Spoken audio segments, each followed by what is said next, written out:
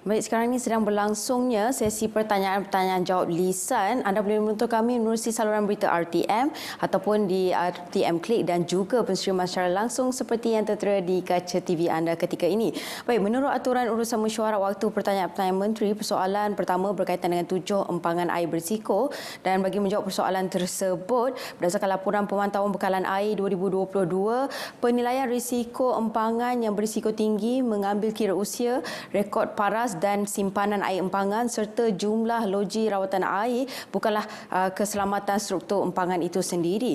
Bagi menjamin kelestarian sumber bekalan air, SPAN telah mengambil beberapa inisiatif, antaranya adalah untuk mengadakan bengkel pelantindakan dan langkah mitigasi terhadap El Nino, penyelarasan bersama agensi-agensi berkaitan dengan isu-isu pelepasan air dan simpanan air di empangan. Seterusnya, yang ketiga adalah pengurusan dan pemantauan simpanan yang sistematik serta penyediaan prosedur operasi standard SOP pengoperasian empangan semasa musim panas atau kemarau. Seterusnya, soalan yang seterusnya dikemukakan oleh Yang Berhormat Ahli Parlimen Miri meminta Menteri Komunikasi dan Digital menyatakan apakah tindakan segera bagi mengatasi isu menara tanpa kuali di Sarawak supaya tidak lagi timbul masalah kekurangan perkhidmatan capaian internet. Dan jawapan bagi persoalan tersebut, projek Smart 600 dengan izin ini melibatkan pembinaan dan pengendalian 600 buah menara telekomunikasi oleh syarikat milik Kerajaan Negeri Sarawak dengan perbelanjaan modal lebih 1 bilion. Dan sebanyak 3,000 kawasan pedalaman dan luar bandar yang akan menerima manfaat tersebut. Perkhidmatan 4G di menara Smart 600 ini juga akan disediakan oleh kelima-lima syarikat penyedia perkhidmatan mudah alih. Antara yang lain, pelaksanaan inisiatif ini juga merupakan pelan jendela yang menyasarkan persediaan 100% liputan internet di kawasan penduduk hujung tahun 2025. Baik, dan pada petang nanti akan berlangsungnya sesi penggulungan hari ini, iaitu yang akan dimulakan dengan Kementerian Pendidikan, Kementerian Pengangkutan, Kementerian Sumber Manusia, Kementerian Kesihatan dan Kementerian Kewangan. Dijangka Yang Berhormat Perdana Menteri akan membuat perkongsian belanjawan 2024 pada jam 5.30 petang nanti. Anda boleh terus menonton kami melalui saluran berita RTM di RTM Klik dan juga berstreaman secara langsung dan aplikasi RTM Klik, dan anda juga boleh sentiasa menonton kami sehingga habis ataupun selesainya persidangan untuk hari ini. Sekian daripada saya, Raja Sufia Raja Arif. Kita jumpa lagi. Assalamualaikum.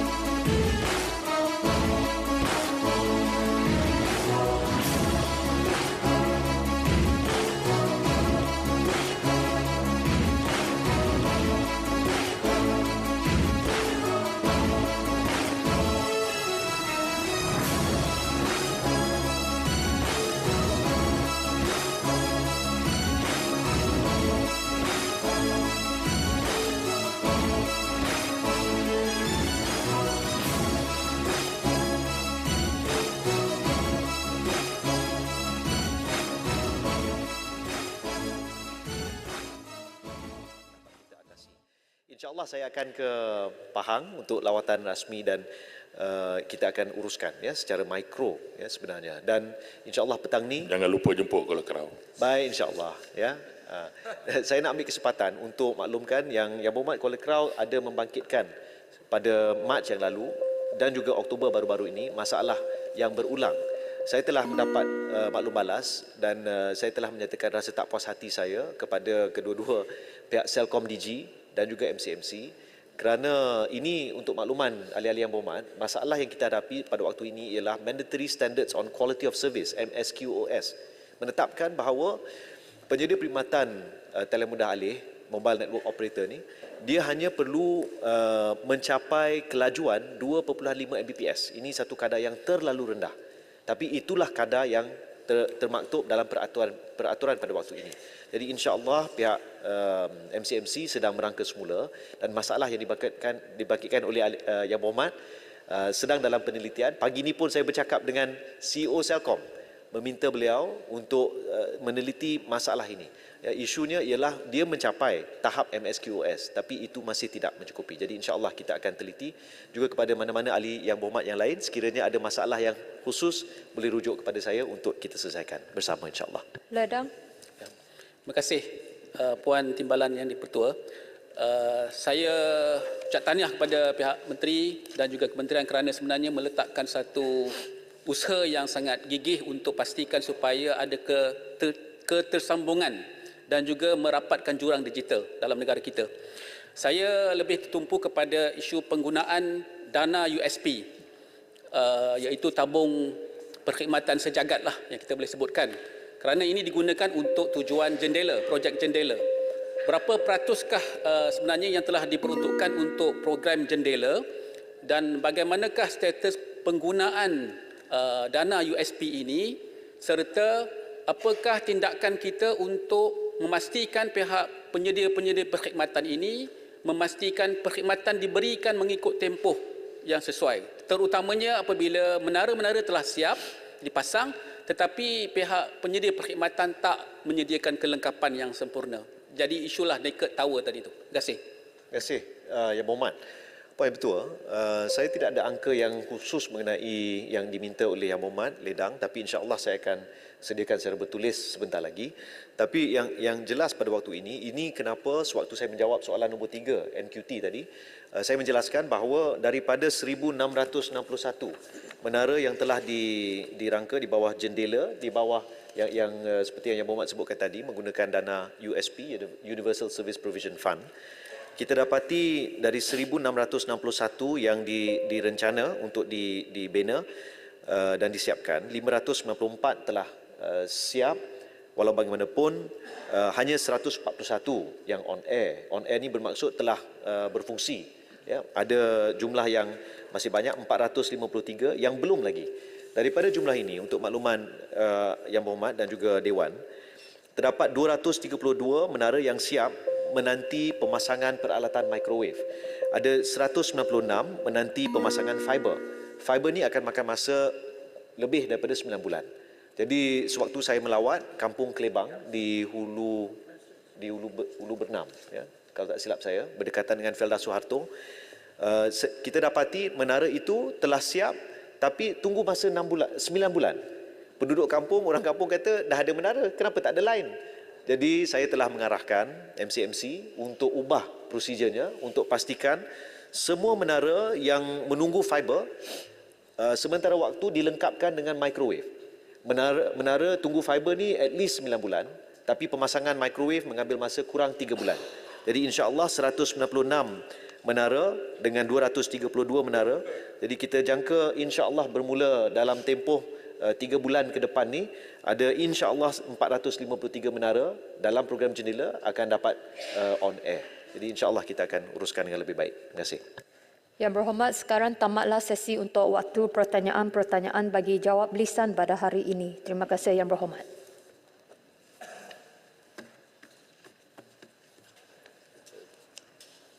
Yang di-Pertua, mengikut peraturan mesyuarat 12/1, saya mohon mencadangkan bahawa mesyuarat pada hari ini tidak akan ditangguhkan sehingga selesai giliran semua kementerian menjawab perbahasan belanjawan 2024 peringkat dasar dan diputuskan bacaan kali kedua rang Undang-Undang Perbekalan 2024 dan usul mengenai anggaran pembangunan. Selepas itu, Majlis Mesyuarat akan ditangguhkan sehingga jam 10 pagi hari Isnin 6 November 2023.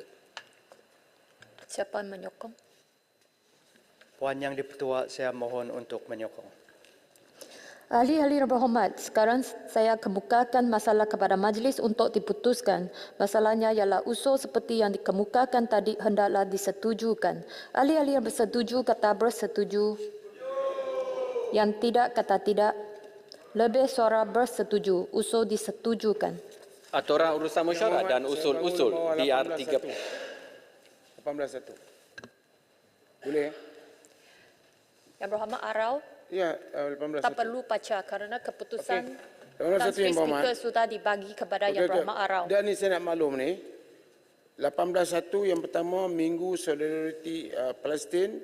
Yang keduanya ialah kenyataan daripada Teluk Intan.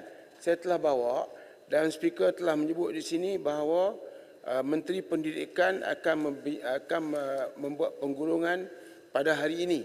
Jadi saya memperingatkan Menteri Pendidikan kena sebut. Sebab apa ini speaker dah sebut. Itu yang saya Jadi bangun. sila duduk, Tak salah. Yang kedua yang berhormat. Yang kedua ialah saya telah bawa 81-82. Yang berhormat speaker telah bagi jawapan bahawa ianya telah dijawab oleh Tebrau pada hari tersebut, iaitu dia menafikan yang dia Yang Berhormat Arau menyokong Israel. Tapi di sini dia like Gal Gadot. Semua rakyat Malaysia tahu dia like Gal Gadot. Dan lepas tu Yang Berhormat dia Arau, jangan unlike. baca masa. Dia unlike tapi kami dapat buat dapat screenshot. Jadi kami dapat buktikan bahawa dia like. Jadi kes ni tak selesai. Mana kata bila kita Tak selesai, telah Arau meniru, jumpa Tan Sri Speaker nanti. Ya. Dengan itu Jangan saya baca akan masa bawa- dalam Dewan. saya Menteri telah bawa- sedang menunggu. Yang Muhammad, saya Yang telah Berhormat, bawa di bawah 36 Menteri sedang menunggu untuk memberi jawapan. Dan, dekat dengan Dah bagi masa dah, Rau. Jangan baca masa Arau. Sila duduk. Ahli-ahli Aturan yang urusan berhormat. mesyuarat dan usul-usul dia 31 2023 Rang Undang-Undang Perbekalan 2024 menyambung semula perbahasan atas masalah bahawa rang undang-undang ini dibacakan kali yang kedua sekarang. Ahli-ahli yang berhormat, sebelum saya memulakan sesi jawapan Menteri bagi berbahasan belanjawan di peringkat dasar, saya ingin memaklumkan terdapat pertukaran giliran kementerian menjawab pada hari ini. Kini Kementerian Sumber Manusia akan membuat pengulungan di nombor 2 selepas Kementerian Pengangkutan dan seterusnya diikuti oleh Kementerian Pendidikan. Sekian, terima kasih. Saya minta Yang Berhormat Menteri Pengangkutan untuk menjawab. Terima kasih Puan Yang Di-Pertua. Izinkan saya merakamkan setinggi-tinggi penghargaan atas keprihatinan 37 orang ahli yang berhormat terhadap Kementerian Pengangkutan yang membahas dan menyentuh perkara-perkara di bawah bidang tugas MOT. Puan Yang Di-Pertua, saya bermula dulu dengan sektor darat, diikuti dengan sektor maritim dan seterusnya sektor udara. Saya mulakan ucapan saya bagi menjawab isu-isu yang telah dibangkitkan oleh Yang Berhormat Rarut, Puncak Borneo, Lubuk Antu, Kalabakan, Lawas dan Sepitang berkaitan jajaran rel Trans Borneo. Kerajaan pada masa kini sedang meneliti projek-projek yang akan mempersiapkan sektor pengangkutan bagi berdepan dengan limpahan kegiatan ekonomi yang akan berlaku ekoran pembangunan ibu negara yang baru, Indonesia di Kalimantan. Bagi menyokong keperluan tersebut, satu kajian kebolehaksanaan ataupun feasibility study bagi jajaran kereta api Trans Borneo telah dimohon oleh kementerian ini dan bakal dilaksanakan kajian tersebut pada tahun hadapan. Jajaran tersebut boleh meningkatkan ketersambungan dan merancangkan aktiviti logistik berkaitan pembangunan ibu negara Indonesia baru, iaitu Nusantara yang terletak di Kalimantan Timur. Seiring dengan perancangan jaringan kereta api Kalimantan yang direncanakan oleh pemerintah Indonesia pada masa kini, jaringan kereta api Trans Borneo bakal menjadi pelengkap bagi membolehkan pergerakan barangan dan penumpang ke serata Kepulauan Borneo. Berkaitan dengan pengangkutan awam di Sabah dan Sarawak, kementerian ini melalui LPKP Sabah dan LPKP Sarawak sedang menyusun semula pengangkutan awam bas dengan memperkenalkan bas yang lebih selesa dan sistematik melalui program perluasan transformasi bas berhenti-henti SBST di Kota Kinabalu dan Kuching. Melalui program ini, sistem pengangkutan awam bas yang berjadual dan lebih teratur akan tersedia kepada rakyat. Puan Yang Di-Pertua, untuk makluman Yang Berhormat Jalan Tut, Shah Alam dan Bukit Bintang, berkenaan dengan pembinaan LRT... Mohon mencela Menteri. Lubuk Antu. Ya. Ya, berkenaan dengan Trans Borneo tadi. Mohon apakah status feasibility study di Sarawak berkenaan dengan Trans Borneo, dan juga saya ingin mengetahui berapakah yang telah diluluskan oleh kerajaan untuk feasibility tersebut. Terima kasih. Seperti yang saya katakan, kita telah memohon bajet untuk feasibility study itu dilaksanakan tahun depan. Statusnya memang ada terletak dalam bajet yang diberikan kepada kementerian. Mungkin dari segi detailnya kita boleh bahaskan semasa peringkat jawatankuasa akan diperincikan lagi. Ya, terima kasih. Terima kasih sebenarnya. Untuk Yang Berhormat Jalan Tut, Shah Alam dan Bukit Bintang, pembinaan semula 5 stesen yang sebelum ini ditangguhkan untuk LRT 3 tidak akan memberikan impak kepada pembukaan operasi LRT 3 atau dikenali sebagai LRT laluan Shah Alam. Pihak yang dipertanggungjawabkan iaitu Prasarana Malaysia Berhad telah merangka dan mencadangkan 2 fasa pembukaan operasi secara berasingan, iaitu fasa pertama merangkumi keseluruhan jajaran 37.8 km dan 20 stesen sedia ada, dijangka akan dibuka untuk operasi pada 1 Mac 2025. Penilaian keselamatan terhadap operasi stesen sewaktu proses pembinaan 5 stesen tersebut sedang dijalankan bagi memastikan keselamatan dan keselesaan penumpang, mematuhi garis masa kerja pembinaan. Dan fasa kedua, pembukaan operasi 5 stesen tambahan dijangka akan bermula pada suku kedua 2027, iaitu 2 tahun selepas pembukaan operasi fasa 1. Peruntukan tambahan sebanyak 4.7 bilion untuk LRT 3 yang diumumkan oleh Yang Berhormat Perdana Menteri semasa pembentangan bajet 2024 akan merangkumi skop utama termasuk pembinaan 5 stesen iaitu Tropicana, Temasha, Raja Muda, Bukit Raja dan Bandar Botanik, termasuk sistem sokongan kepada 5 stesen ini seperti sistem bekalan dan pengagihan kuasa elektrik dan sistem komunikasi kawalan termasuk pengurusan teknologi maklumat. Yang kedua, perorehan 3 set train 3 gerabak bagi mengekalkan selah perkhidmatan 6 minit untuk LRT 3 memandangkan masa perjalanan bagi setiap train dari hujung ke hujung akan menjadi lebih lama dengan pertambahan stesen-stesen ini. Depo train juga perlu dinaik taraf dengan penambahan track, power conductor rail dengan izin, sistem semboyan dan kawalan train, serta peralatan depo dan kenderaan penyelenggaraan. Dan lain-lain kos termasuk kos independent checking engineer, pengurusan projek, yuran kepada pihak berkuasa tempatan dan penyedia perkhidmatan, cukai dan duty, faedah semasa pembinaan, insurans dan yuran guaman. Selain itu, peruntukan juga akan digunakan untuk kegunaan hal-hal lain termasuk pembayaran kos pengambilan tanah di bawah skop kerja asal, pembayaran premium insurans tahunan dan yuran tambahan kepada ICE disebabkan pelanjutan masa kepada perkhidmatan akibat kelewatan siap kerja semasa COVID-19. Pengambilan tanah untuk depo bas elektrik di sepanjang jajaran dalam memberikan perkhidmatan bas pengantara kepada 25 stesen dan pembangunan sistem Automatic Fare Collection ataupun AFC. Untuk makluman Yang Berhormat Klang, pembinaan projek LRT 3 telah bermula sejak tahun 2017 dan sehingga bulan September 2023, peratusan siap kerja adalah sebanyak 89%. Bagi menjawab isu berkaitan banjir di kawasan tapak projek LRT 3, sepanjang masa pembinaan, pihak pelaksana projek, prasarana serta kontraktor-kontraktor projek LRT 3 sentiasa berurusan dengan pihak-pihak berkaitan seperti PBT, JKR, JPS, alam sekitar, keselamatan dan kesihatan pekerjaan di samping pihak-pihak penyedia perkhidmatan utiliti yang terlibat dengan pembinaan projek ini. Perkara ini bagi memastikan pembinaan yang dilakukan adalah terancang, memenuhi keperluan kelulusan, meminimumkan risiko gangguan lalu lintas dan keselamatan awam serta gejala alam seperti pencemaran, banjir kilat, tanah runtuh dan sebagainya. Terima kasih YBM Menteri. Hanya sedikit saya ucapkan terima kasih kerana ada jawapan yang begitu bagus sekali, ada pemantauan. Tapi sebenarnya Yang Berhormat Menteri, on site apabila hujan, hanya saya nampak minggu ni tak ada banjir sebab ada kerja-kerja lepas saya tanya soalan di sini. Dalam bulan lalu semua minggu lalu pun banjir. So saya harap ada continuity of the works always on the site. Thank you. Kerja-kerja di lapangan memang sentiasa dijalankan dan tidak berhenti. Tidak ada tergendala dari segi pelaksanaan projek tersebut. Dan saya yakin bahawa pihak kontraktor yang terlibat dalam projek LRT 3 ini akan mengambil maklum tentang apa yang dibangkitkan oleh Yang Berhormat. Berkenaan dengan soalan daripada Yang Berhormat Jalan Tut dan Pasir Salak berkenaan dengan status projek MRT 3. Selaras dengan langkah penjibatan oleh kerajaan, Kementerian Pengangkutan bersama-sama MRT Corp telah melaksanakan semakan semula terhadap skop dan penjadualan semula pembinaan fasiliti-fasiliti sokongan berkaitan perkhidmatan rail bagi projek MRT laluan lingkaran 3 ataupun MRT 3. Hasil semakan semula ini telah diserahkan kepada Kementerian Kewangan untuk pertimbangan selanjutnya. Untuk makluman Yang Berhormat Hulu Terengganu, berkenaan dengan isu lift OKU di stesen-stesen komuter, terdapat 36 buah stesen kereta api bagi perkhidmatan komuter di rangkaian Lembah Kelang dan Seremban Gemas yang dilengkapi dengan kemudahan 92 unit lift dan 45 unit eskalator.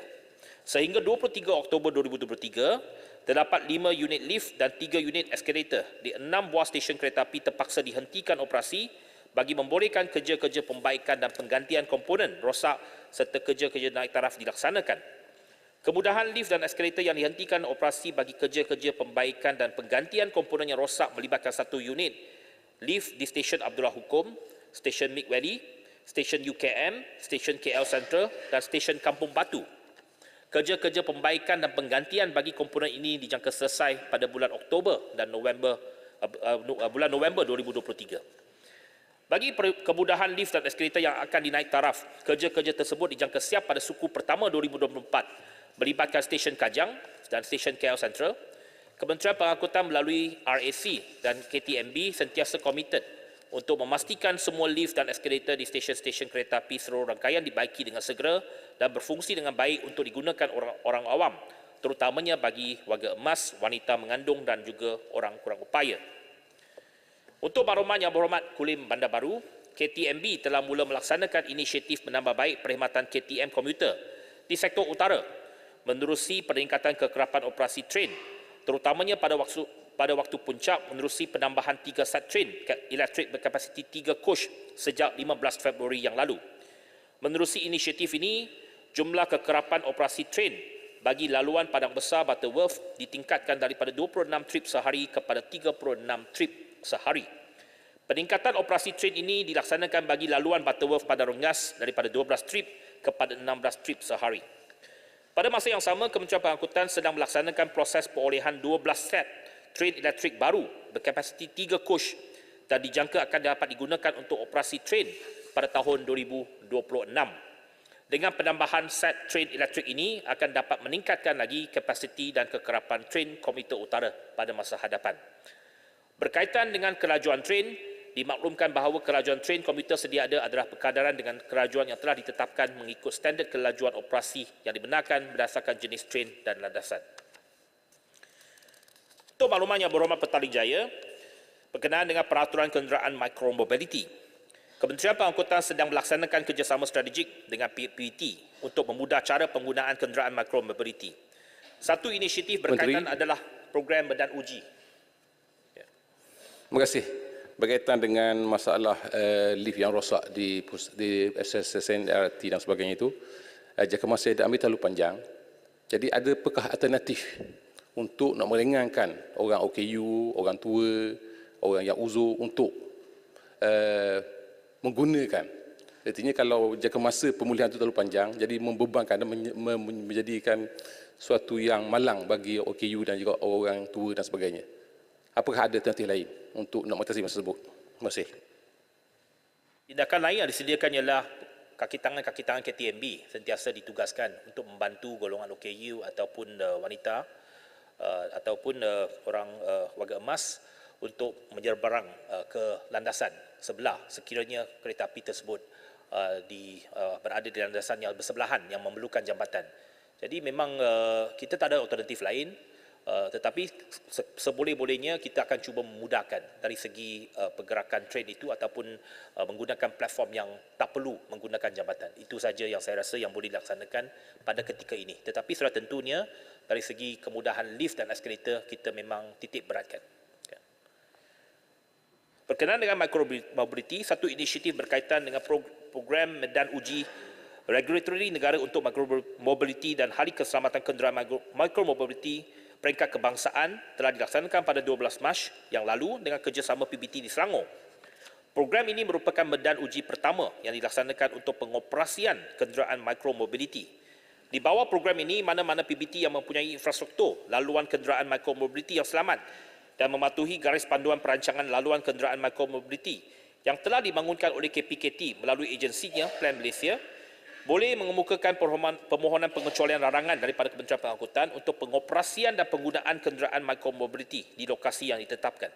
Hal ini seterusnya dapat menyokong kepada penggunaan pengangkutan batuan awal dan batuan akhir ataupun last mile connectivity sistem pengangkutan awam negara.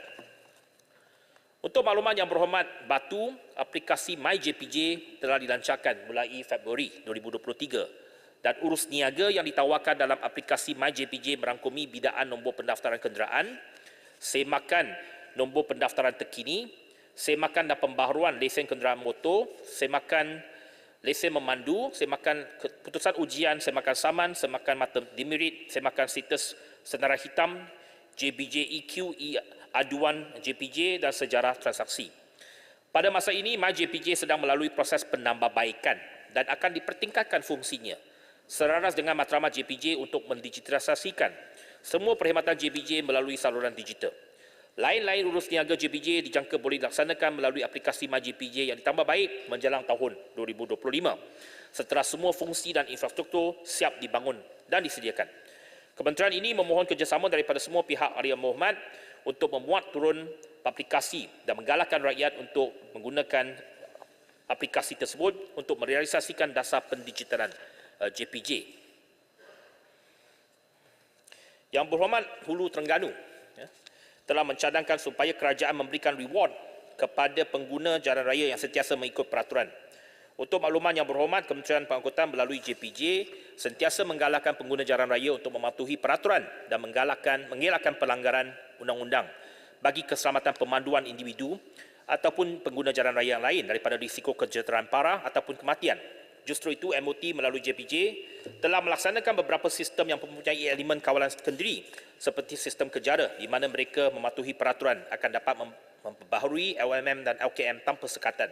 Saya ucapkan terima kasih kepada cadangan Hulu Terengganu, MOT, JPJ sentiasa mengalu-alukan apa-apa cadangan dan kita akan cuba melihat apakah bentuk reward yang boleh diberikan. Mungkin bekerjasama dengan pihak syarikat insurans ataupun sebagainya. Seterusnya... Terima kasih, Baby. Cuma apa yang selalu kita lihat, Speaker, apabila seorang itu melanggar peraturan, kita denda. Kita sama bawa mahkamah dan sebagainya. Tapi ada masyarakat kita yang tak pernah langgar peraturan jalan raya. Jadi sebab itu saya rasa adalah lebih baik pihak kementerian memikir satu cara untuk nak reward. Sama ada free untuk sambung lesen ke, separuh, 50% ataupun apa-apa saja. Reward yang sekurang-kurangnya mendorong rakyat supaya mematuhi peraturan jalan raya dan sebagainya. Terima kasih. Faham apa yang dimaksudkan oleh Yang Berhormat dan memang saya pun pernah berbincang dengan pihak pegawai kementerian untuk melihat apakah cara antaranya yang kita lihat adakah kita boleh bekerjasama dengan pihak syarikat insurans umpamanya. Mungkin dari segi premium boleh dikurangkan sekiranya mereka tak terlibat dalam apa-apa kesalahan. Kerana kalau mereka tak terlibat dalam kesalahan, mungkin mereka adalah pemandu yang berdisiplin. Jadi itu antara perkara yang kita cuba lihat, tetapi sudah tentu kita memerlukan kerjasama daripada pihak ketiga. Bukan sahaja reward daripada pihak kementerian, tetapi juga daripada pihak yang lain seperti syarikat-syarikat insurans. Tuan Puan Yang Di-Pertua, berkaitan dengan peraturan cermin gelap, seperti mana yang telah dibangkitkan oleh Yang Berhormat Korak-Kerai, kadar bagi pengenaan denda ke atas pemandu atau pemilik berdaftar kenderaan yang melanggar peraturan cermin gelap merupakan kadar asal yang telah diwatakan di dalam kaedah-kaedah kenderaan motor, larangan mengenai jenis-jenis kaca tertentu, iaitu orang kena saman boleh dikenakan kompaun dengan kadar bayaran berperingkat sehingga RM100 hingga RM250 dalam tempoh 60 hari. Saya nak menggunakan peluang ini, Puan Yang Di-Pertua, untuk menjelaskan kerana saya tahu ada pelbagai pihak dalam sosial media cuba menggambarkan dengan menggunakan ataupun mentafsirkan bahawa satu kenyataan daripada seorang pegawai JPJ seolah-olah kalau mereka letak cermin gelap akan dipenjarakan. Itu sebenarnya tak betul. Memang dari segi undang-undang, sekiranya mana-mana pihak yang tidak mengikuti ataupun tidak mematuhi peraturan jalan raya, apabila mereka diberikan peluang untuk kompaun, mereka tak bayar kompaun, maka boleh dibawa ke mahkamah. Itu adalah satu peraturan yang general yang boleh dikenakan sehingga denda termasuk sehingga tidak melebihi 2,000 ataupun penjara 6 bulan. Itu adalah general untuk semua peraturan, bukannya dari segi penggunaan kaca cermin gelap sahaja. Tetapi pada hakikatnya apa yang dilaksanakan ataupun apa yang dikenakan tindakan ialah kompaun. Kalau mereka tidak mengikuti peraturan, hanya di kompaun.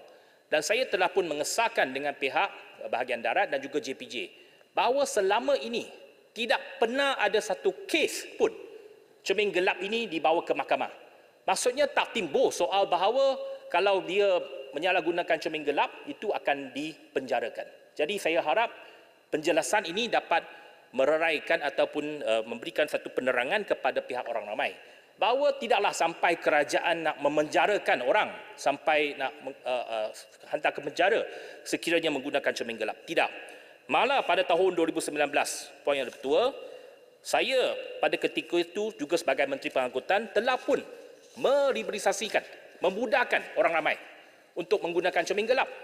Kita mengkaji semula peraturan, melihat kepada praktis di luar negara yang mematuhi peraturan-peraturan United Nations dengan memberikan sedikit kelonggaran.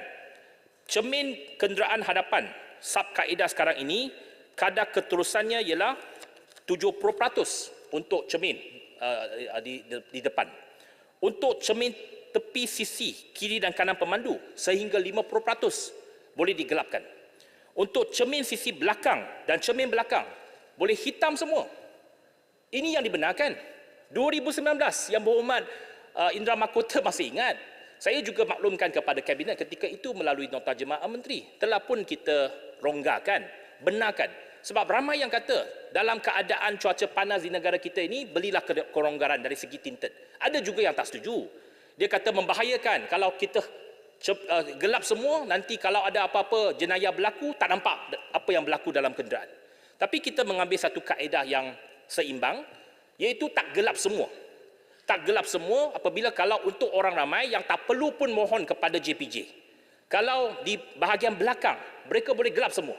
Cuma cermin di pemandu itu 50% dan cermin untuk mereka lihat ke depan itu 70%. Tetapi untuk satu lagi kategori di mana untuk VVIP umpamanya, menteri-menteri yang berhormat Bagan Serai, yang berhormat Indra Mahkota, yang berhormat Pago, semua pernah jadi menteri ataupun ahli jemaah menteri, kenderaan-kenderaan itu dibenarkan cermin gelap sebab kenderaan-kenderaan yang melibatkan menteri-menteri ataupun ketua polis negara dan sebagainya. Mereka dibenarkan cermin gelap keseluruhannya. Ataupun mana-mana pihak yang merasakan bahawa mereka ada isu keselamatan, boleh pohon.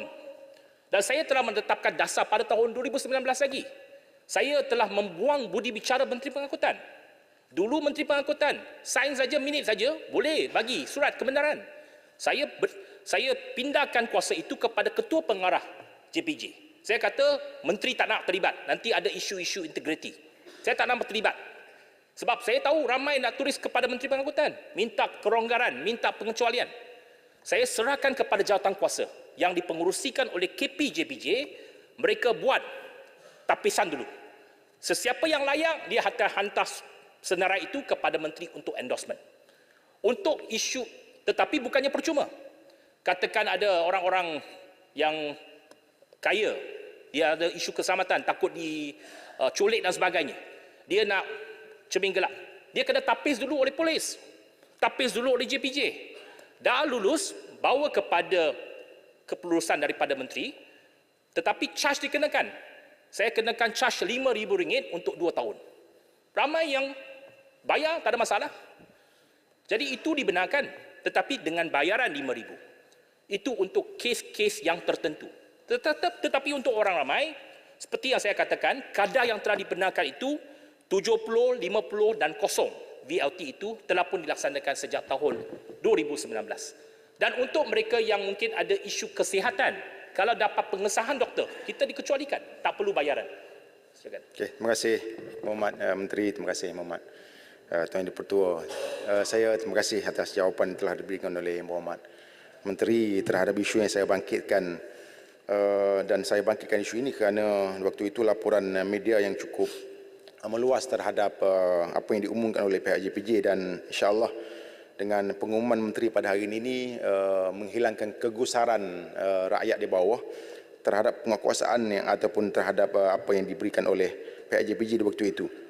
Kerana laporan ini laporan yang menyeluruh, dan saya harap kenyataan menteri hari ini pun akan dapat disebarluaskan dan dapat diperbetulkan balik persepsi yang telah pun meluas ini. Terima kasih Yang Berhormat. Yang Berhormat, saya harap Yang Berhormat bantulah juga meluaskan pencerahan ini. Memang saya dah tegur bahawa dari segi mesej yang disampaikan itu tak keseluruhan. Seolah-olah kita nak memenjarakan orang kalau ada pemakaian cermin gelap. Itu tak betul. Apa yang disebut oleh pegawai JPJ itu ialah dari segi general. Memang dari segi peraturan jalan raya ada peruntukan itu. Tetapi itu bukannya untuk cermin gelap saja dan bukannya peraturan baru. Dia peraturan sedia ada untuk semua kesalahan-kesalahan jalan raya. Sekiranya telah diberikan kompaun, dia tak bayar kompaun. Apa tindakan seterusnya? Tindakan seterusnya bawa ke mahkamah. Tetapi seperti yang saya katakan, dalam kes cermin gelap, tak pernah pun satu kes dibawa ke mahkamah. Setakat ini hanya saman sahaja ataupun kompaun saja. Kompaun pun bukannya banyak. Biasanya kalau kita ada kesalahan cermin gelap ini, mereka akan diberikan notis datang ke JPJ. Kalau dia tak ikut peraturan, kita minta dia tampalkan. Dia keluarkan cermin gelap itu ataupun stiker tersebut. Jadi kalau mereka tidak mengikut peraturan tersebut, yang kompaun hanyalah di antara RM100 hingga RM250. Itu telah pun dikenakan. Jadi saya harap penjelasan pada hari ini dapat memberikan satu gambaran yang lebih menyeluruh kepada pihak orang ramai dan tidak lagi menjadi satu pertikaian di kalangan orang ramai.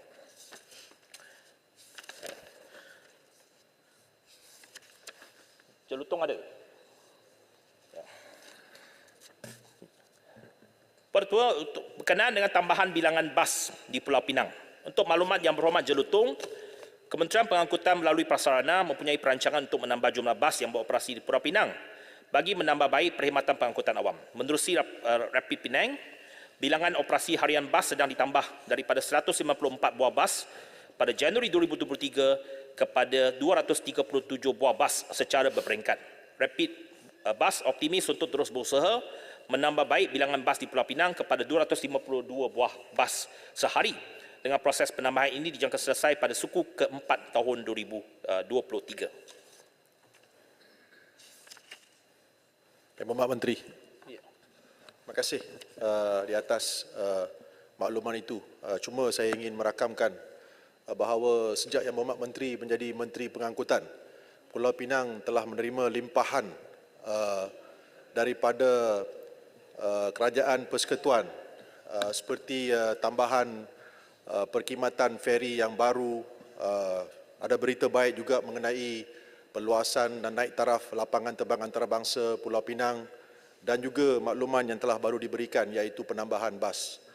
Sesungguhnya kita berterima kasih di atas semua pengumuman-pengumuman ini dan sememangnya rakyat di Pulau Pinang berterima kasih kepada kerajaan yang baru kerana sebelum ini Pulau Pinang telah pun dianaktirikan. Walau bagaimanapun saya yakin dan percaya Pulau Pinang akan terus diberi perhatian oleh Yang Berhormat Menteri. Terima kasih Yang Berhormat Menteri. Terima kasih Yang Berhormat. Tapi apa yang dikatakan Yang Berhormat itu separuh betul saja. Bukan saja Pulau Pinang. Tempat-tempat lain kita pun jaga bantu. Kelantan juga kita bantu. Lapangan terbang Kota Baru juga kita teruskan. Tak berhenti pun. Ini kerajaan madani. Yang Berhormat Menteri. Boleh. Baik, terima kasih Yang Berhormat Menteri. Terima kasih Puan Speaker. Kesinambungan daripada apa yang disebut oleh Yang Berhormat Jelutong sebentar tadi. Sekarang ini rakyat Pulau Pinang ada sedikit keluhan berkaitan dengan isu feri. Yang mana kalau kita lihat baru-baru ini feri telah diberikan dalam jumlah 4 buah, satu perkara yang baik. Cuma sekarang ini dari sudut pengoperasiannya, sebab baru 3 bulan dia beroperasi, tetapi rakyat sudah mengeluh kerana banyak feri yang rosak. Jadi mungkin pihak YB mungkin boleh ambil sikit perhatian. Terima kasih. Feri yang rosak ini merujuk feri kepada yang baru ke feri lama? Yang baru tu. Feri baru saya tak boleh. Apa yang rosak? Dia kita dapat 4 biji tapi yang beroperasi 3. Jadi masa bukan dia sebabnya dia sentiasa ada satu yang spare. Dia bukannya rosak. Okay. Dia biasa dari segi operasinya walaupun ada 4, dia operate 3, satu sebagai spare. Kalau apa-apa berlaku kepada feri yang sedia ada itu baru dia diaktifkan. Okay. Jadi bukannya rosaklah Yang Berhormat ya. Cuma sekarang ni dari sudut perjalanan pun ada dipertikaikan oleh kita akan cuba tambah baik. Apa-apa maklum balas itu akan dapat diterima baik oleh pihak Penang. Terima kasih. Langkawi tak ada kena-mengena dengan feri kan? Sehubungan dengan Jelutong Yang Berhormat Menteri. Saya terpanggil juga Yang Berhormat Menteri dan rasa sedih, pilu dan rasa iri hati jugalah. kerana dekat sangat Penang dengan Kedah tu dan banyak infrastruktur di Kedah sekarang ni memerlukan perbaikan dan juga pemerhatian daripada Yang Berhormat Menteri, khususnya di Langkawi. Tak perlu iri hati, Yang Berhormat. Kita adil kepada semua. Malah di Kedah juga kita meneruskan projek-projek pembangunan. Di antaranya JT Kuala Kedah. Kita tambah baik. Sedang dilaksanakan projek itu, memang telah tertangguh sekian lama. Beberapa tahun ada macam-macam proses teknikal dan ditender semula, tetapi saya dah bagi komitmen bahawa untuk JT Kuala Kedah itu yang menghubungi ke Pulau Langkawi itu sedang dilaksanakan projek itu. Dan memang saya tahu bahawa dari segi pengurukan di Kuala Kedah dan Kuala Perlis itu memang menjadi isu dan masalah, dan kita cuba tangani supaya selesaikan isu pengurukan di sana dan tidak memberikan kesan kepada operasi feri di antara Kuala Kedah dan Kuala Perlis dengan Pulau Langkawi. Lapangan terbang Pulau Langkawi pun memang telah pun ditambah baik dan memang ada telah pun dinaik taraf sebelum ini. Jadi banyak lagi projek lain pengangkutan yang sedang dilaksanakan yang akan memberikan keselesaan kepada pengguna-pengguna di negeri Kedah. Termasuklah stage apa yang saya sebutkan tadi untuk komuter utara. Menteri, yang Jalan Tun.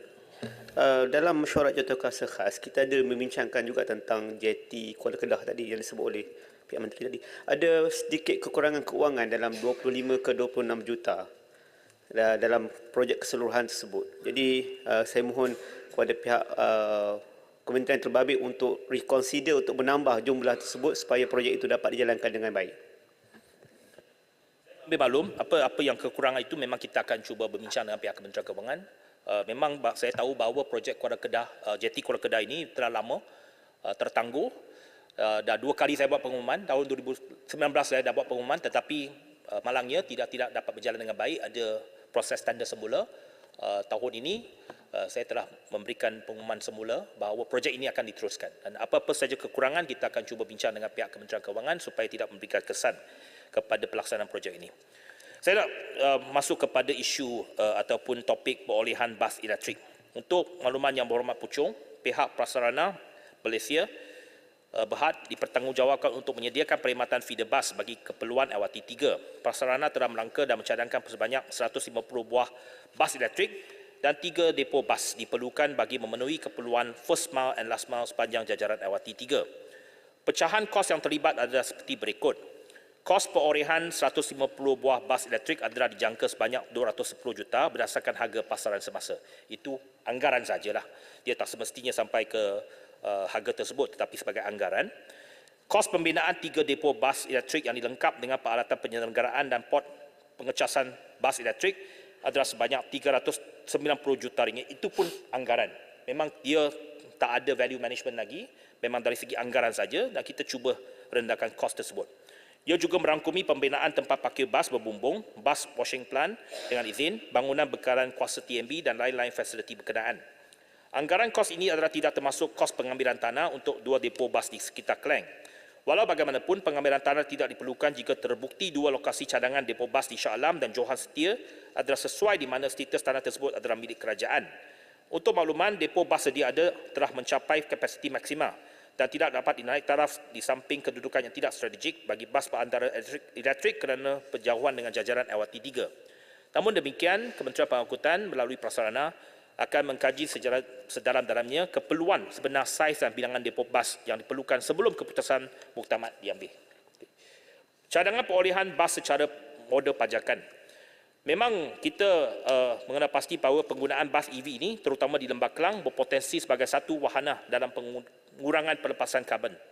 Perancangan pembelian bas diesel dan EV bakal direalisasikan menerusi inisiatif Rapid Bus Fleet Replacement Program. Berdasarkan kajian yang dilaksanakan, total cost of ownership bagi pembelian bas EV adalah lebih rendah daripada bas diesel. Penetapan ini adalah dengan mengambil kira subsidi diesel daripada kerajaan. Selain itu, kos pembaikan dan penyelenggaraan bas EV juga adalah lebih rendah berbanding dengan bas diesel. Manakala berkenaan perihal perbandingan antara kaedah pembelian dan pajakan, petikan daripada kajian yang sama mendapati TCO bagi pajakan adalah lebih tinggi daripada pembelian langsung. Namun begitu, dimaklumkan bahawa pihak Rapid Bus sedang meneliti perancangan pelaksanaan kaedah pajakan bagi bas EV dengan mengambil kira keperluan pada masa kini dan juga perancangan yang lebih efektif untuk inisiatif jangka pendek. Hal ini kerana kaedah pajakan akan memberikan faedah dari aspek tiada perbelanjaan modal permulaan yang tinggi dan pemilikan aset serta risiko dipindahkan kepada pemberi pajak. Namun begitu, penggunaan bas EV yang cekap perlu mengambil kira ketersediaan infrastruktur pengecasan EV kerana ianya penting untuk meningkatkan penggunaan EV secara meluas dan mengurangkan kebimbangan jarak jauh. Okay. Yang berhormat, batu ada? Kalau tak ada, saya skip. Laluan Yang Berhormat Seri Gading? Tak ada. Tak ada. Kalau tak ada, saya masuk Yang Berhormat Tuaran ada? Tak ada. Okay. Yang Berhormat Menteri, Ya. tanya soalan sikit. Ya. Puan Yang betul. Kita telah mendengar tadi tentang bas yang disediakan di bandaraya dan juga bandar-bandar utama. Dan masa depan bas ni nampaknya agak terjamin. Saya nak tanya tentang masa depan teksi. Apakah perancangan kerajaan untuk mereka yang memandu teksi? Apakah teksi ini akan diluput oleh zaman? Bagi bandar-bandar besar sebagai London, US, mereka ada identiti, ikon teksi mereka sendiri. Di Kuala Lumpur ni teksi merah putih. Jadi saya nak tanya Menteri, apakah ada masa depan bagi mereka yang memandu teksi ataupun Grab akan makan mereka? Terima kasih. Yang pertamanya, Yang Berhormat, dari segi perkhidmatan pengangkutan awam, itu sangat bergantung kepada operator juga. Jadi apa sahaja pilihan kepada pengguna, dia mesti memberikan keselesaan kepada penumpang. Jadi apabila ditanya sama ada masa depan taksi ada atau tidak, sudah tentu ada masa depan. Tetapi dengan syarat juga, mereka juga kena berubah dari segi bagaimana untuk mengatasi ataupun menggunakan pendigitalan, sistem online dan sebagainya, dan juga perkhidmatan mereka. Jadi itu juga sentiasa perlu diberikan perhatian. Tetapi sama ada ia diambil alih secara sepenuhnya oleh e-hailing, itu sangat bergantung kepada pasaran.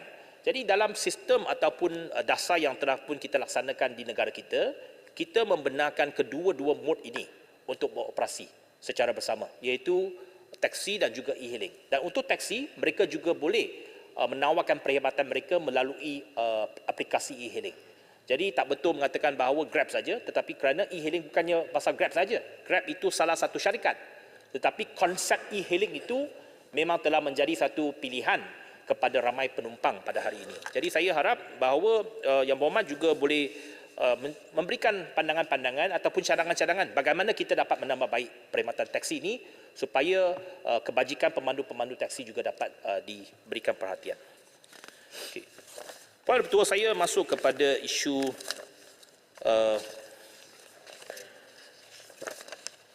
udara sebab saya lihat ada juga isu-isu yang perlu diberikan perhatian. Sedikit YB. Ya. Sebelum masuk udara tadi, saya rasa tadi kita dah pergi darat, laut dan sekarang ke udara. Laut sudah ya? Sikit.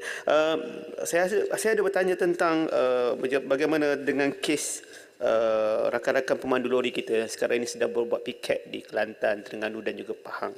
Mohon respon daripada pihak menteri. Yang Berhormat, ini soal piket ini, kita juga kena lihat bahawa apa yang menyebabkan piket ini. Piket ini kerana ada penguasaan. Pada masa yang sama, saya sebagai menteri, saya tak boleh mengatakan ataupun minta pihak JBJ jangan kuasakan undang-undang. Jadi pengimbangan itu mesti diberikan. Kita faham bahawa keluhan daripada pemandu-pemandu sebab dia kata penguasaan yang terlalu tegas. Tapi kalau kita tak membuat penguasaan, pihak orang ramai pula marah kita. Kerana kebelakangan ini juga berlaku beberapa kemalangan yang melibatkan lori-lori yang overloading ataupun membawa muatan yang berlebihan. Jadi kita memang perlu menguasakan undang-undang sedia ada.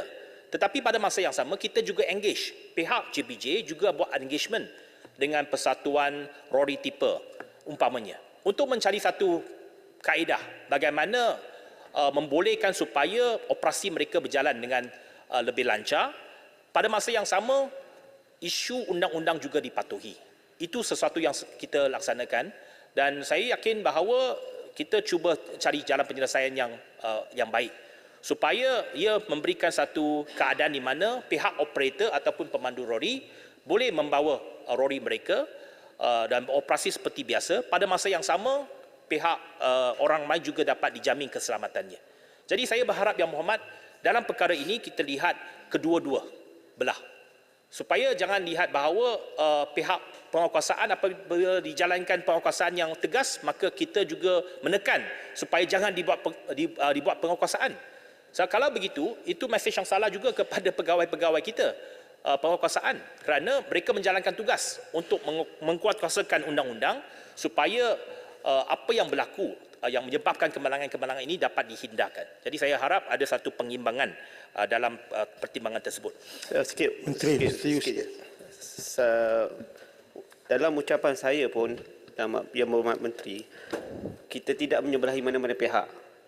Yang kita katakan mencari titik tengah, dan saya amat setuju dengan kenyataan Menteri tadi, sehingga kan saya juga mencadangkan penggunaan teknologi kamera weight in motion untuk kita menyelesaikan permasalahan ini. Sebab kita tahu pertimbangan antara nyawa satu, keduanya juga pertimbangan kepada pemandu-pemandu lori. Jadi itu hujah kami tadi, bukannya kami menyebelahi mana-mana pihak. Saya setuju apa yang dikatakan oleh Yang Berhormat Jelantun. Untuk makluman, weight in motion memang kita sedang laksanakan. Memang saya rasa tender untuk weight in motion itu telah pun dimasukkan. Kita nak tender untuk dapatkan peralatan weight in motion itu. Tetapi ada juga kekurangan dia. Kerana weight in motion ini kita tak boleh letak di mana-mana saja. Satu kosnya. Yang keduanya mungkin kita hanya letak di jalan-jalan utama. Tapi kita juga bimbang ada kesannya. Ada kesan sampingannya. Apabila kita letak di jalan utama, pemandu-pemandu sekarang ini ada ways. Dia akan cari jalan singkat. Nanti pula masuk jalan kampung, jalan taman perumahan, nanti pula satu masalah lain akan berlaku. Jadi itu juga ada pengimbangan yang perlu kita pertimbangkan. Jadi saya faham bahawa kita perlu beredah mengikut perubahan zaman. Dari segi pelaksanaan penguasaan, memang kita memerlukan teknologi yang lebih baru. Pada masa yang sama, mereka mereka nak meminta pihak JBJ mengkaji semula berat dalam muatan yang dibenarkan. Memang kita sedia mempertimbangkan, tetapi bidang tugas ataupun kuasa untuk memberikan kelulusan itu untuk berat dalam muatan bukannya terletak dalam Kementerian Pengangkutan. Kita juga perlu merujuk kepada Kementerian Kerja Raya, kerana keselamatan ataupun keberatan yang dibenarkan di atas sesuatu jalan raya itu terletak di bawah pihak Kementerian Kerja Raya. Itu juga kita memerlukan pandangan dan juga kelulusan daripada pihak KKR. Ya. Saya setuju Menteri. Sebelum Menteri pergi kepada pengangkutan udara ni, antara yang saya bangkitkan dalam pembahasan saya baru ni ialah berkait status terkini terminal Bersepadu Gombak yang sekarang masih belum beroperasi. Terminal Bersepadu Gombak nanti saya berikan jawapan bertulis Muhammad. Sila Menteri. Ya, Pak Go. Terima kasih Tuan Speaker. Saya nak tanya perkara ini kerana saya faham Yang Berhormat memang boleh jawab soalan ini, iaitu tentang kemajuan high speed rail yang saya fikir dulu pun telah dibincang dalam kabinet. Kita telah pun menyelesaikan masalah kita dengan Singapura walaupun kita terpaksa membayar ganti rugi. Jadi itu bermakna bahawa tidak ada lagi kaitan kita dengan Singapura walaupun Singapura berminat untuk menyertai. Saya nak tahu sama ada perancaman masa depan, kerana rasa saya itu telah pun diteliti halus dulu, nampak memang dikatakan viable, malahan bukan setakat ke Kuala Lumpur, perancangan seterusnya untuk pergi ke utara sampai ke Bangkok, kerana di Thailand sudah ada pun satu high speed rail yang mereka sedang bina sekarang untuk turun ke selatan sampai ke Semenanjung. Jadi saya nak tahu apa perkembangannya, ada nak diteruskan ataupun tidak. Terima kasih Yang Berhormat Pak Go. Seperti yang Berhormat Pak Go tahu bahawa memang perjanjian bilateral dengan Singapura itu telah pun ditamatkan.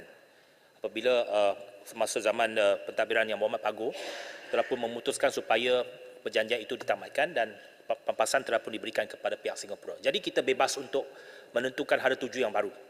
Apa yang dilaksanakan sekarang ini ialah kita sedang mencari satu model baru pelaksanaan. Model pelaksanaan baru yang kita cubakan ialah mencari sama ada pihak swasta boleh menampung perbelanjaan capex untuk membina jajaran ini dan juga dari segi sistemnya, dari segi tracknya dan juga mengoperasikan perkhidmatan tersebut. Tetapi satu perkara prinsip yang kita perlu persetujui ialah ia mesti menghubungkan antara Kuala Lumpur dengan Singapura secara point to point. Sebab kalau dia hanya sampai ke Johor Bahru, dia tidak akan menjadi viable kerana dia tidak menghubungkan dua bandaraya yang terbesar ataupun bandaraya utama di ASEAN ini. Jadi mesti menghubungkan antara Kuala Lumpur dengan Singapura. Kalau nak hubungkan dengan Singapura, maka kita juga memerlukan persetujuan mereka dari segi pelaksanaannya.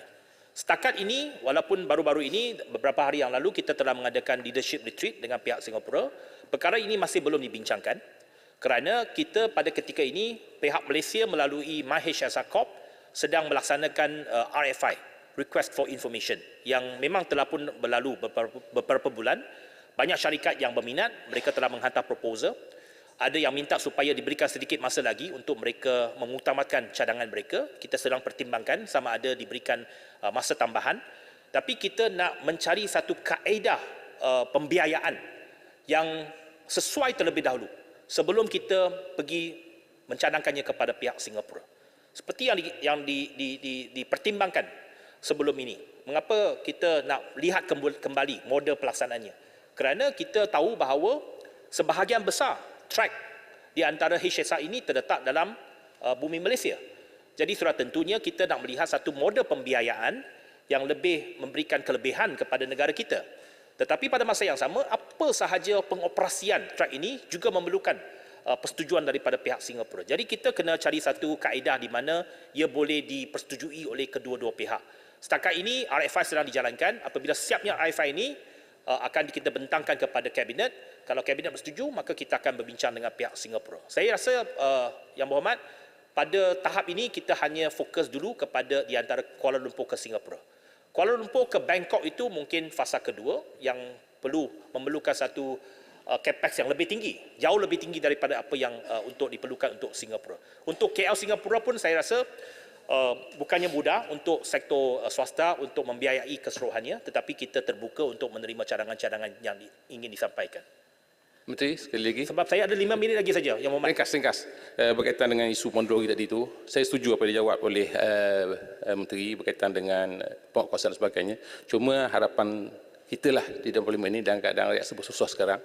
Beras mahal, gula pun mahal, minyak pun tak ada, diesel pun dah akan naik harga. Jadi pertimbangan supaya ada sedikit kemanusiaan agar hukuman yang diberi tersebut bukan bentuk hukuman tapi bentuk pengajaran kepada pemandu-pemandu lori. Yang kedua isu berkaitan dengan aerotrain di KLIA yang rasanya dah lama dianya terbengkalai ataupun terosak. Tahun 2026 kita akan menyambut tahun melawat Malaysia. Jadi bilakah dapat diguna balik aerotrain tersebut? Terima kasih. Yang Menteri, berkaitan dengan laut, saya ada bawakan isu berkaitan dengan lesen JMS Mersing. Berkaitan dengan mohon supaya syarat 10 batu nautika itu dimansuhkan. Terima kasih. Saya semua ada jawapan di sini tapi tak sempat. Ada 56 muka surat, memang tak sempat untuk jawab semua. Tapi untuk apa yang dicadangkan oleh Yang Berhormat Mersing, dari segi itu kita perlu lihat kembali sebab dia ada di antara taklifannya. Sebab untuk negeri dia hanya 3 nautical miles. Jadi apa yang diminta itu perlu kita lihat kembali dulu. Bukannya dapat kita laksanakan ataupun berikan kelulusan kerana ia juga melibatkan pergerakan laut, pergerakan kapal-kapal yang menggunakan Selat Melaka ataupun Laut Cina Selatan kita. Betul, Yang Berhormat. Tapi kalau kita melihat contoh lagi yang saya bagi ke 2 contoh lesen yang sama, iaitu CTM Pahang Tioman dan juga KLW Kedah Langkawi, kedua-duanya tidak ada syarat 10 batu nautika. Untuk pengetahuan Yang Berhormat, mesin dia banyak pulau. 10 batu nautika ni hanya sampai pulau paling dekat, iaitu pulau besar. Kalau nak pergi ke Pulau Au dan Pulau Memanggil tu dia sampai 35 hingga 38 batu nautika. Itu Yang Berhormat. Mungkin apa yang saya cadangkan, Yang Berhormat boleh kita boleh aturkan mesyuarat dengan pihak SUB Maritim dan juga Jabatan Laut untuk Yang Berhormat untuk present your case supaya kita lihat bagaimana facilitate. Itu saya cadangkan begitulah. Berkenaan dengan Hulu Terengganu, bukannya soal kita tak bertimbang rasa, Yang Berhormat. Kita juga tahu bahawa memang kalau boleh kita nak semua pihak dapat beroperasi dengan baik tanpa apa-apa gangguan dan apa-apa masalah. Tetapi peimbangan itu perlu juga diberikan. Kerana kalau kita tak kuat kuasakan undang-undang langsung, maka berleluasa. Ini overloading ini memang menjadi satu masalah besar kepada isu keselamatan jalan raya. Jadi saya berharap Yang Berhormat faham, bukannya kita tak bertimbang rasa, kita cuba nak memberikan pengajaran dan juga cuba dapat merendahkan masalah berat muatan ini ataupun mengurangkan kadar overloading ini. Ya. Saya ada beberapa minit kalau dibenarkan oleh Puan Ketua sampai pukul 1 boleh. Yang Berhormat Menteri boleh jawab. Erutri. Saya kalau bolehlah saya biarkan saya. Ini satu isu utamanya saya rasa ramai juga yang berminat, iaitu berkenaan dengan penggantungan operasi My Airline. Biar saya memberikan sedikit taklimat ataupun pencerahan dalam perkara ini. Seterusnya berkenaan di isu My Airline ini, isu penggantungan operasi My Airline dibangkitkan oleh Yang Berhormat Bagan Rasa Ribaran. Isu ini telah dijawab oleh Yang Berhormat Timbalan Menteri dalam sesi Kamar Khas menjawab usul Yang Berhormat Jerantut pada 16 Oktober yang lalu. Untuk makluman Yang Berhormat, MAVCOM telah meluluskan lesen perkhidmatan udara ataupun Air Service License My Airline untuk tempoh 12 bulan mulai 15 November 2022 hingga 14 November 2023. Manakala pihak berkuasa penerbangan awam Malaysia telah meluluskan perakuan pengendali udara ataupun Air Operator Certificate dari 1 Oktober 2022 sehingga 30 September 2023. AOC ini telah dibaharui oleh CAM untuk tempoh 2 tahun sehingga 30 September 2025. Berhubung dengan kelulusan ASL, asas pemberian lesen tersebut telah mengambil kira perancangan perniagaan dan kemampuan syarikat dari aspek komersial dan kewangan, seperti mana yang dikemukakan kepada pihak MAVCOM pada bulan Oktober 2022. Pemberian lesen tersebut telah melalui penilaian teliti dan menyeluruh yang merangkumi penilaian unjuran pasaran di peringkat global, serantau dan domestik, serta penilaian kebolehlaksanaan cadangan pelan perniagaan, daya maju kewangan perniagaan serta permintaan perkhidmatan udara bagi laluan-laluan yang dicadangkan. Di samping itu, kelayakan dan kesesuaian serta pengalaman ahli lembaga pengarah dan pihak pengurusan syarikat turut dinilai untuk menentukan kompetensi serta kemampuan dalam mengendalikan syarikat penerbangan. Semasa kelulusan ASL diberikan oleh kepada My Airline, MAVCOM turut mensyaratkan supaya syarikat tersebut memiliki ekuiti positif yang boleh menampung operasi syarikat sekurang-kurangnya bagi tempoh 3 ke 6 bulan berdasarkan cadangan pelan perniagaan yang dikemukakan. Berdasarkan penilaian MAVCOM pada ketika itu, syarikat dan pemegang saham mempunyai kemampuan kewangan yang kukuh untuk memulakan operasi penerbangan seperti yang telah dirancang. Selepas memulakan operasi penerbangan pada 1 Disember 2022, kos operasi My Airline telah meningkat disebabkan oleh kenaikan mendadak nilai mata wang dolar Amerika Syarikat berbanding dengan ringgit.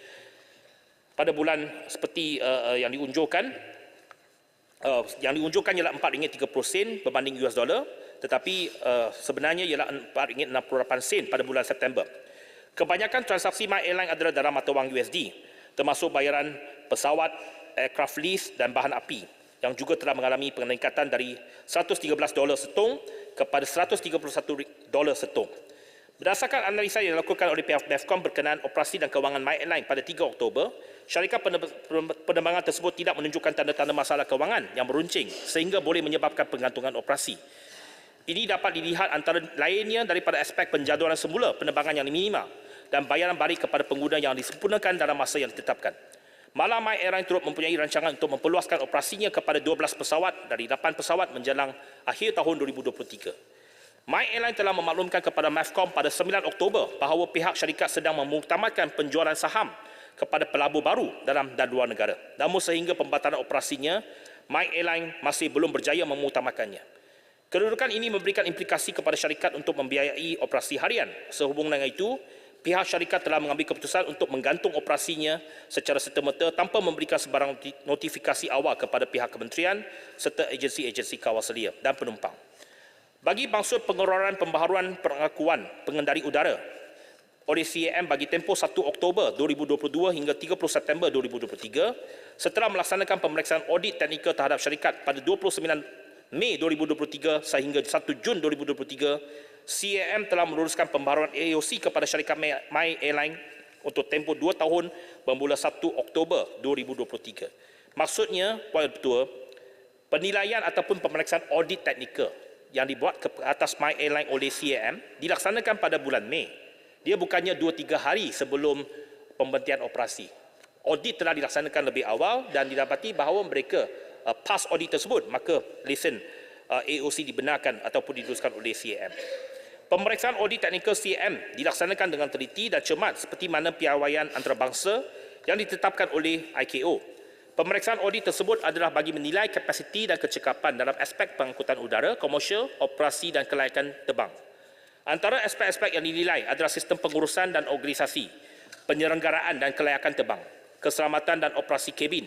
Di samping itu, aspek kewangan juga telah dimasukkan sebagai satu elemen audit yang dijadikan sandaran ke atas kemampuan syarikat untuk beroperasi dengan selamat. Dalam hubungan ini, berasaskan laporan audit yang dibuat pada 29 Mei hingga 1 Jun, pihak CAM berpuas hati dan telah memperbaharui AOC tersebut. Berikutan penggantungan operasi oleh My Airline, MEFCOM sedang bekerjasama rapat dengan CAM dalam menangani isu-isu berkaitan penggantungan operasi syarikat tersebut. Pihak MEFCOM sedang mengambil tindakan berasaskan peruntukan di bawah Akta Suruhanjaya Penerbangan Malaysia untuk menilai semula pemberian lesen ASL syarikat tersebut, termasuk pengenaan penalti kewangan sekiranya syarikat tersebut gagal mematuhi peruntukan perlindungan pengguna sebagaimana yang ditetapkan oleh di bawah MACPC. MEFCOM telah mengeluarkan surat tunjuk sebab pada 13 Oktober 2023. Di dalam surat tunjuk sebab tersebut, MEFCOM telah mengarahkan My Airline untuk memberikan penjelasan berhubung isu kegagalan syarikat penerbangan tersebut untuk mematuhi syarat-syarat ASL dan penggantungan operasinya secara tiba-tiba pada 12 Oktober. MEFCOM telah menerima penjelasan bertulis My Airline pada 27 Oktober yang lalu. Setelah mengkaji penjelasan bertulis tersebut, MEFCOM pada 1 November iaitu semalam telah memutuskan untuk menggantung ASL My Airline berkuat kuasa serta-merta selaras dengan Seksyen 43/1 Akta Suruhanjaya Penerbangan Malaysia kerana penjelasan yang diberikan oleh syarikat penerbangan tersebut adalah tidak memuaskan.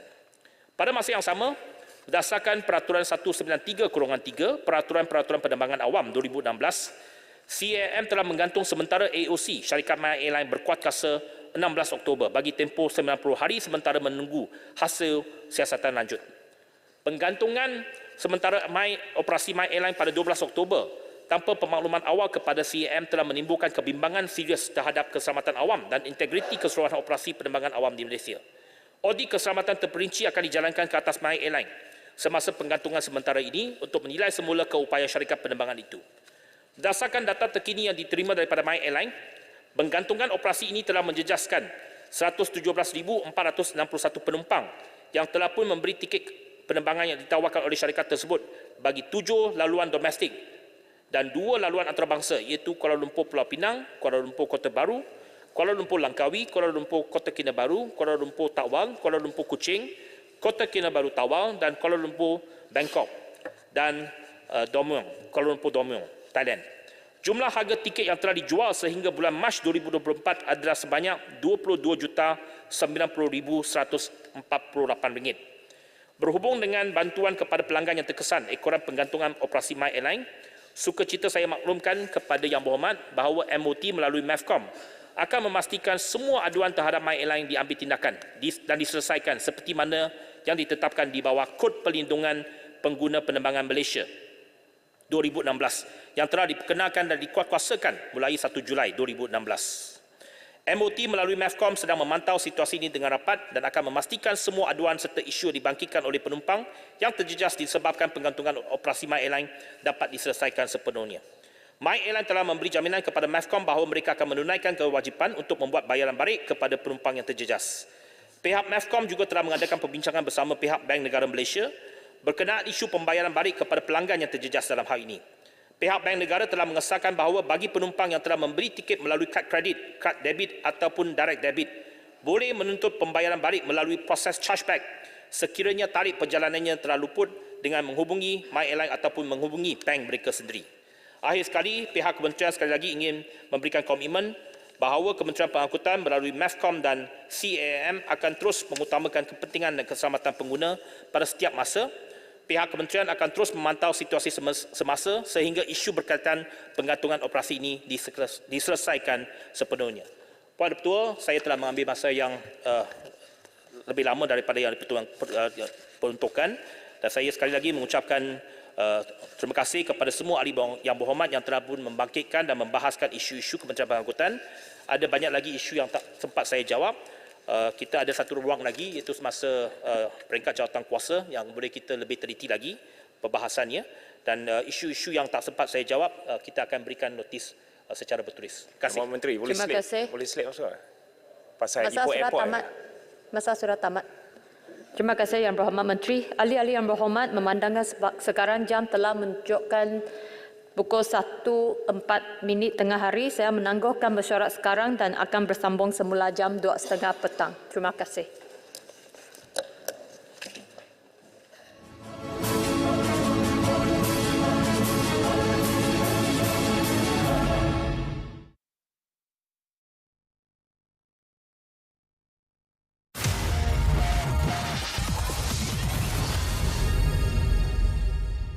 Perhatian ketika sesi soal jawab lisan di Dewan Rakyat untuk laporan penuh bersama Syamimi Saripan di sana. Mimi.